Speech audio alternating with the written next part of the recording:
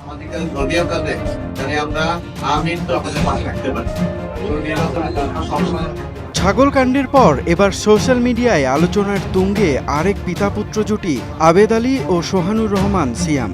মূলত বিসিএস এর প্রশ্ন ফাঁসে জড়িত থাকার অভিযোগে আলোচনায় আসেন সরকারি কর্ম কমিশন বা পিএসসির সাবেক চেয়ারম্যানের গাড়ি চালক সৈয়দ আবেদ আলী ও তার ছেলে সৈয়দ সোহানুর রহমান সিয়াম। সোমবার দুপুর থেকে বাবা ছেলে দুজনের নানান কাণ্ডের ছবি ফেসবুকে ভাইরাল হয়। অর্জনের মাদারীপুরের ডাসার উপজেলা পরিষদের চেয়ারম্যানও হতে চেয়েছিলেন।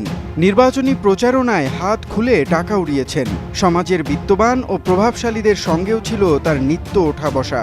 প্রশাসনের কর্তা ব্যক্তিদের সঙ্গেও নিয়মিত চলাফেরা করতেন। যেই টাকা কামাইছি সব খরচ করছি আল্লাহর রাস্তায়। বাংলাদেশের সবচেয়ে বড় সমস্যা দুর্নীতি।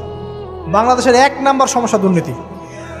দুর্নীতি যদি না থাকতো আর সমস্ত কালো টাকা যদি সাদা করা যেত, বাংলাদেশের মানুষকে আজকে না খেয়ে মরতে হতো না।